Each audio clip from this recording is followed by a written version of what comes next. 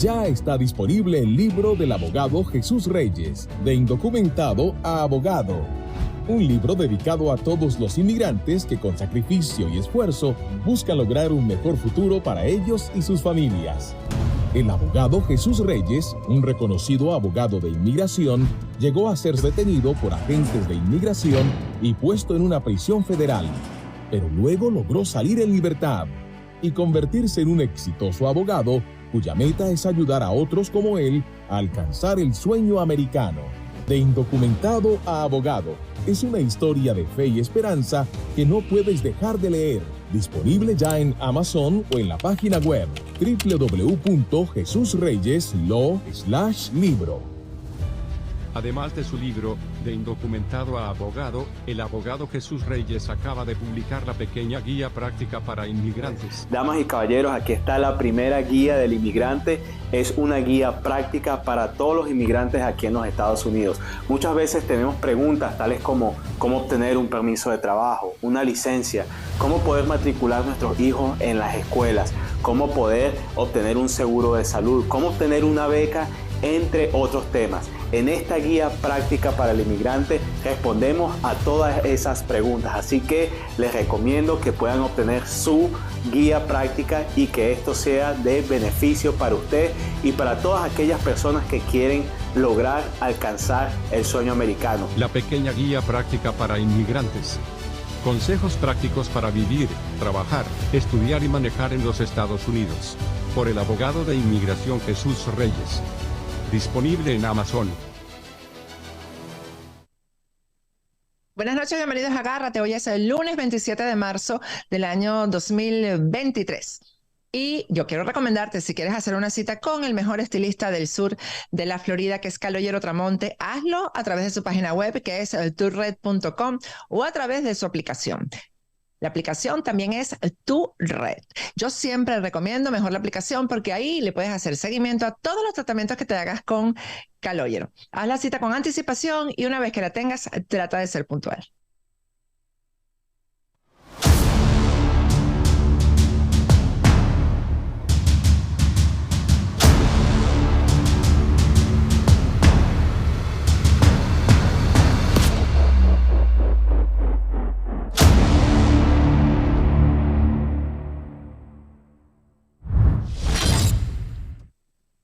Buenas noches, bienvenidos a Agárrate. Hoy es el lunes 27 de marzo del año 2023. Todavía aquí trabajando en estos estudios ad hoc, pero ya me tienen prometido que esta misma semana vamos a tener listo nuestro estudio de factores de poder. Así que espero que sea así. Bueno, vamos a conversar hoy para empezar la semana con Humberto González.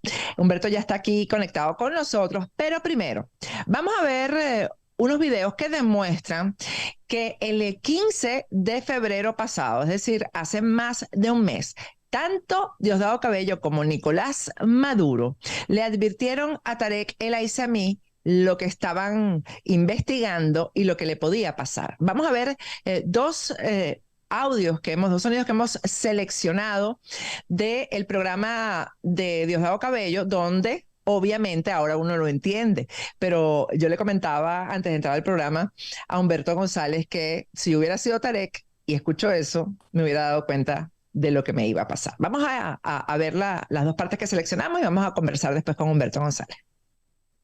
Y hay que ver, Diosdado, lo hemos hablado, si se hubiera impuesto en Venezuela un liderazgo unipersonal, caudillesco, individualista, la revolución se hubiera acabado hace 10 años. Pero Chávez lo que hizo fue sembrar valores, ideas, liderazgo, sembró un proyecto histórico en millones. Y además insistió en su pregonar permanente contra el caudillismo, contra el individualismo, que tanto se propaga. Lamentablemente, el caudillismo es una se tentación, propaga. es una tentación para quien ejerce el poder, ejercerlo absolutamente, sin consultarle a nadie. Sin consultar a nadie, sin tomar en cuenta al pueblo, que es lo peor de todo. Y llegan a un cargo y se vanaglorian y de un liderazgo caudillesco, unipersonal, egocéntrico, a un liderazgo corrupto, hay un pasito, a que los antivalores de creer que la política está hecha para hacer negocios, para enriquecerse, para robar, para apoyar grupos económicos y ampararse en los grupos económicos para robar el erario público, para robar las riquezas del país, porque se creen el cuento, pues. Tú sabes, Sí, claro. todo el combate que hemos dado contra la corrupción, contra los corruptos, contra los mañosos. Y no crean los mañosos y las mañosas que se van a salvar del juicio histórico, porque vamos por ellos, estén donde estén, sea quien sea, se disfrace como se disfrace, el mañoso, la mañosa, el bandido, el corrupto, el mafioso, esté donde esté, se haya infiltrado donde se haya infiltrado, o se haya degenerado. Nosotros podemos decir, presidente, primero con autenticidad, no fingimos nada, que nos duelen esas deserciones, que nos duelen esas traiciones, pero más allá del dolor, uno está convencido que el que se desvía del proyecto del comandante Chávez, el que abusa de su posición para apoderarse de los dineros del pueblo, no es parte de esta revolución.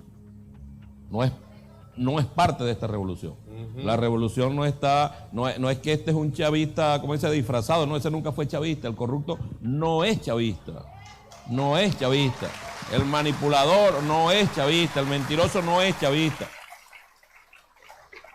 Porque simplemente, yo a estas alturas, presidente, esta gente que se ha ido y está afuera, siempre tuvieron su proyecto personal. Siempre tuvieron su proyecto personal, de grupos, ¿ves? Además les masajean el ego, el imperialismo, los llaman, y los grupos, tú eres el mejor de la cuadra, tú eres el campeón, y mira ahí van. Cómo habla de bonito, sí, mira y cómo ahí se van, sabe sí, no te mira peines, el peinadito que se pone. no te peines así, peínate de lado, que es más simpático el peinado de lado, ¿eh? Hablando suavecito, la cosa es mejor, pues. Bueno, Humberto, te voy a quitar un poquito de tiempo como para hacer esta presentación y después te dejo hablar, porque ya, bueno, si Tarek El Aizami dudaba que era de él, cuando hablaron del peinadito, ya ahí, y de hablar bajito, ya ahí Tarek tenía que saber que era él. Pero le acabo de pedir a producción, además, que me pase así nada más la parte de los aplausos, porque en el programa del miércoles pasado, ¿qué dijo Diosdado? Diosdado dijo que Maduro, cuando ellos se habían ido de ahí juntos, Maduro le había dicho, cuidado, muchos de los que estaban aplaudiendo ahí también están involucrados en corrupción. Algo más o menos así dijo Diosdado. ¿Y quiénes estaban aplaudiendo ahí? Vamos a ver si producción me coloca el video donde quiero que ustedes pongan atención en la expresión de la cara, tanto de Vielma Mora como de Pedro Carreño. La cara de susto de Vielma. Yo creo que Vielma Mora pensó que estaban hablando de él. Vamos a ver el rostro de Vielma Mora cuando están en la parte de los aplausos. Vamos a verlo. Una tentación para quien ejerce el poder, ejercerlo absolutamente, sin consultarle a nadie. Sin consultar a nadie, sin tomar en cuenta al pueblo, que es lo peor de todo. Y llegan a un cargo y se vanaglorian y de un liderazgo caudillesco, unipersonal, egocéntrico, a un liderazgo corrupto, hay un pasito, a que los antivalores de creer que la política está hecha para hacer negocios, para enriquecerse, para robar, para apoyar grupos económicos y ampararse en los grupos económicos para robar el erario público, para robar las riquezas del país, porque se creen el cuento, pues. ahí está la imagen. Y además pasa despacio. Miren la cara a Bielma Mora. Me dicen que Jugbel Roa, la mano derecha de Tarek El Aissami, estaba ahí. Yo no lo identifico, pero mírenle la cara a Bielma Mora. Y a Pedro Carreño, ni siquiera aplaude Pedro Carreño. Vamos a conversar con Humberto González sobre este tema, pues que sigue siendo la noticia. Humberto, porque ¿qué vendrá detrás de esto, no? ¿Qué vendrá después de esto? Cuéntame, Humberto. Bueno, lo que se puede decir, hay muchas cosas que yo creo que ya el tema pues se ha examinado de diferentes ángulos, pero yo creo que lo importante es, desde el punto de vista del análisis político, es no perder de vista que estamos frente a un Estado que la política de este Estado es el crimen, es la corrupción, es algo sistémico, es algo que comenzó con Hugo Chávez. Es cuando, por ejemplo, ¿no? Haciendo un brevísimo preámbulo, lo que estamos viendo, todo esto de PDVSA, es porque Chávez decidió convertir a PDVSA en su botija personal, y es Rafael Ramírez quien materializa pues, el sueño de Chávez de poder tener acceso a esa caja chica sin rendir cuentas, una caja sin fondo. Por supuesto, en ese momento la industria petrolera estaba en condiciones que permitía pues, esas grandes cantidades de dinero. Es la desnaturalización, es la prostitución de PDVSA, donde en lugar de reinvertir digamos, en su propia industria, PDVSA se dedica pues, a las famosas areperas socialistas, a financiar todas las locuras de Chávez. Ahora, la única manera de hacer eso es tener justamente en ese cuadro directivo gente que sea totalmente incondicional. Esta política, esto arranca, este deslave comienza con Rafael Ramírez, pero además teniendo en cuenta que para poder materializar esto, Chávez necesitaba que el presidente de PDVSA fuese además una especie de zar, lo que fue Ramírez, o sea, el ministro del petróleo, presidente de PDVSA, con 3, 4 cargos que concentran una gran cantidad de poder.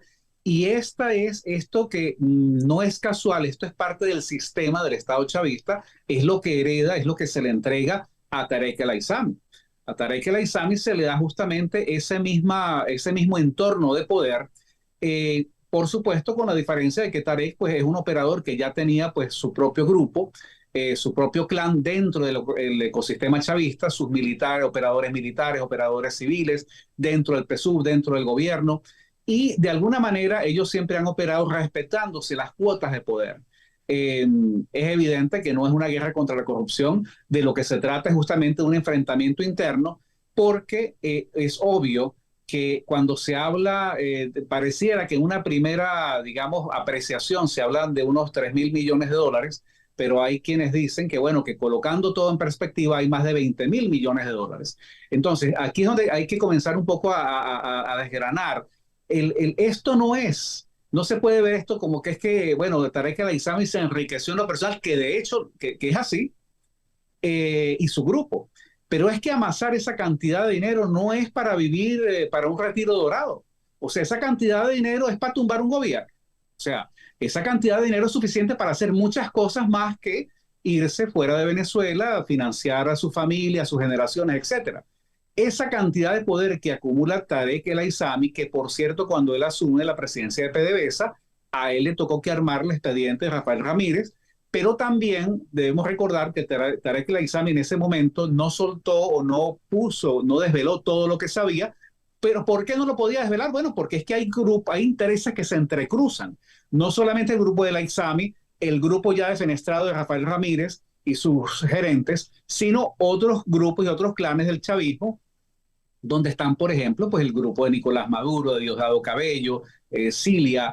Entonces, claro, es un gran descaro cuando ellos, para defenestrar el Aissami, pues invocan en la lucha contra la corrupción todas las razones que Maduro y que el fiscal han dado para perseguir al Aissami. Bueno, eso los retrata a ellos. O sea, este es un régimen que la corrupción es sistémica. O sea, no se puede... ¿Dónde están, por ejemplo, las denuncias que ha hecho?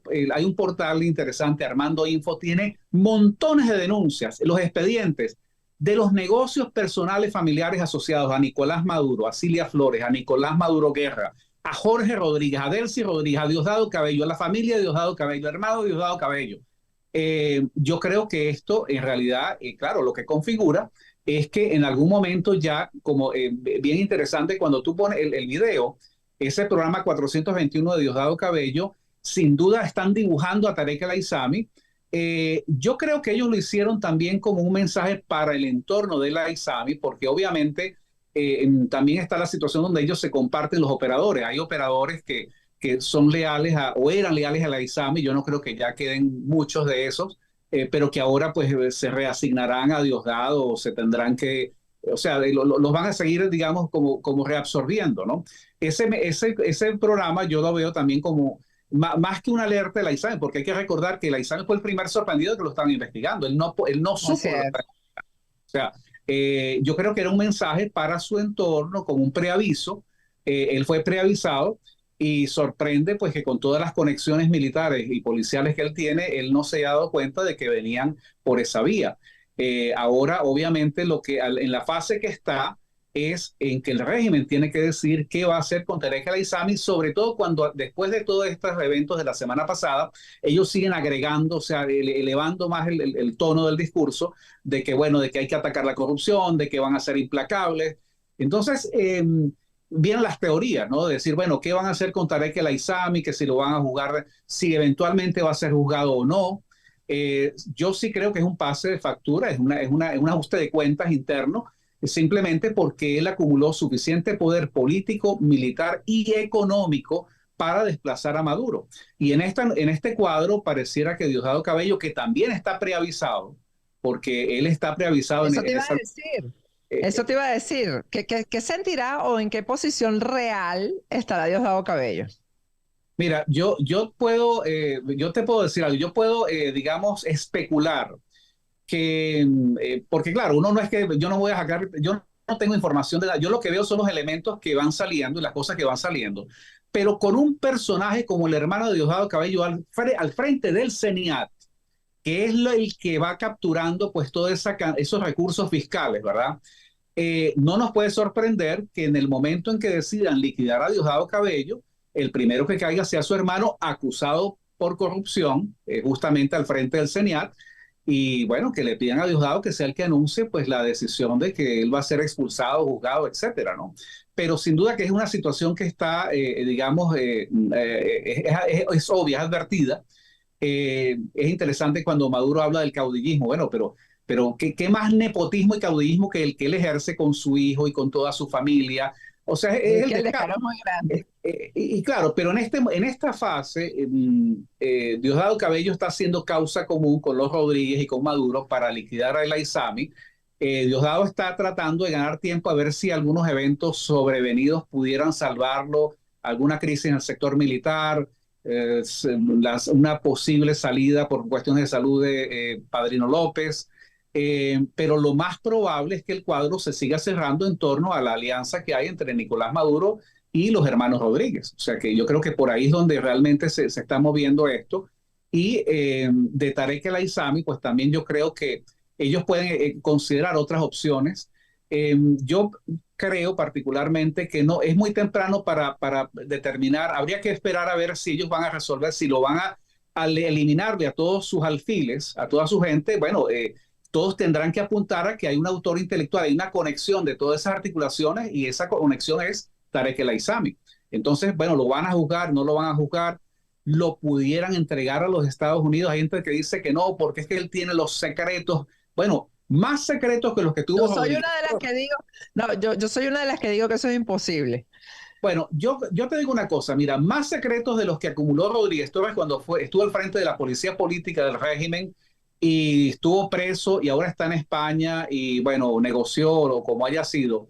Mira, yo creo que lo que Tarek El Aissami le puede decir a los norteamericanos no es nada nuevo que ellos ya no sepan y que, bueno, que si a Maduro le habían ofrecido por la cabeza de Maduro 15 millones de dólares, bueno, ahora ofrecerán 20. O sea que yo creo que es más el impacto, ¿no? La carta de El Aissami en la mano del régimen es interesante porque es una carta que la pueden utilizar no solamente con el efecto, primero para desarticular un potencial golpe interno dentro del régimen, Segundo, como un efecto de propaganda para ellos decir que están luchando contra la corrupción. Pero tercero, no se puede descartar de que se use como un elemento de negociación para canjearlo, porque si lo pones en contexto, en este momento para el régimen es más importante que le regresen a Alex Saab que desprenderse de la ISAMI. O sea que ese canje no se puede descartar. Yo no digo que es que, pero eso pudiera estar ahí.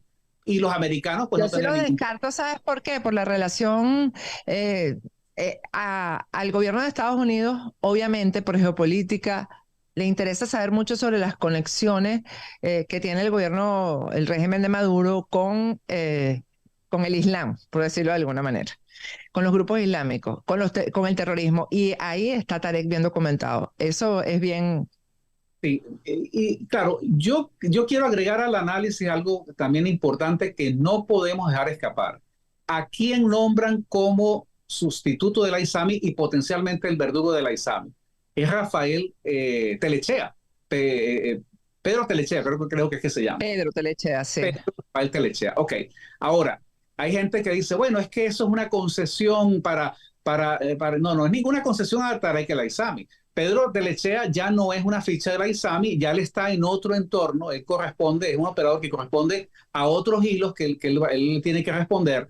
Pero yo creo que esto hay que verlo también, no solamente en cuanto al ajuste de cuentas interno que está ocurriendo dentro del régimen, sino a la nueva etapa que necesita establecer el régimen de Maduro con los Estados Unidos. ¿Por qué? Porque la Chevron está en esta puja, está en el medio, está tratando de apaciguar a los americanos, de entenderse con el régimen, de que les paguen su deuda. Y parte de lo que se está negociando en este momento es cómo en el alivio de esas sanciones, que no es tanto el tema electoral como dicen los norteamericanos, sino el hecho de que el gobierno venezolano se le permita regularizar esta nueva etapa, en lugar de estar utilizando los atajos que utilizó el Aissami por instrucciones del gobierno de Maduro de buscar en los mercados negros los recursos para evitar el bloqueo. Esto marcaría la presencia de Telechea al frente de PDVSA, el Ministerio de Petróleo, es la nueva etapa donde ya Maduro, al entenderse en mejores condiciones con los norteamericanos, no hay que buscar esos atajos. Ya la Chevron está autorizada para actuar, ya la Chevron puede quizás transferir algunos recursos y un nuevo momento en ese regularizarlo, ¿no? Esa es otra cosa importante de lo que se acusa de la ISAMI. No son de cosas que él se inventó, es que él se le dio la tarea de ir y vender ese petróleo irregularmente para buscar recursos, pero obviamente pues en esos mecanismos informales siempre hay la posibilidad de que en el proceso se vaya quedando parte de los recursos y parte del dinero en cada uno de esos nodos u operadores, ¿no? ¿Tú crees que todo esto que está haciendo Maduro, en donde además se ve que es como tú dices, que se ve que están realmente unidos los Rodríguez con Diosdado, con Maduro, ¿tú crees que esto beneficie a Maduro electoralmente? O sea, o por lo menos en la popularidad que la gente diga, bueno, sí, fíjate, nosotros, porque yo creo que los tiros van también por decirle a la gente, mira, no teníamos dinero por las sanciones, para darte de comer, para darte salud, para darte educación, por las sanciones y por esta cantidad de dinero que se robó Tarek. Mira, si hubiese en Venezuela condiciones, si hubiese un Estado de Derecho, si hubiese algo más o menos decente, yo no tengo la menor duda de que el 90% de la gente votaría en contra de eso que está ahí. Lo que está en juego, a ellos no les importa lo que diga la gente. Ellos saben que el 80, el 90% de la gente está en contra. Es la clientela chavista lo que a ellos les importa. Es su pequeño mundito de gente que los sigue, sus operadores.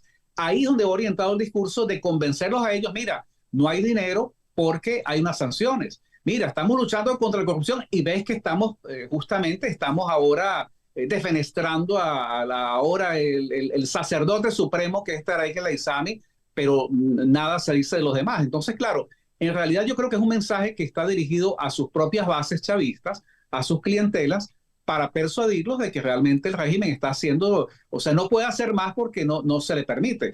Yo creo que esa es otra cosa y yo sigo cuestionando pues esta estrategia absurda de la falsa oposición de lanzarse en unas primarias y unas elecciones, con unas elecciones además que en este cuadro parecen inciertas. Si ellos no tienen, el régimen chavista no tiene garantías y certezas de que la maniobra del fraude electoral del 2024 les va a salir bien, mira, a ellos les sobran argumentos para suspenderla. Y el argumento, en mi opinión, élite, va a ser justamente lo que ellos le puedan decir a Estados Unidos, decir, bueno, perfecto, ustedes dicen que elecciones, maravilloso, suspendan las sanciones porque dinero para las elecciones no hay. Se suspenden las elecciones porque no hay dinero.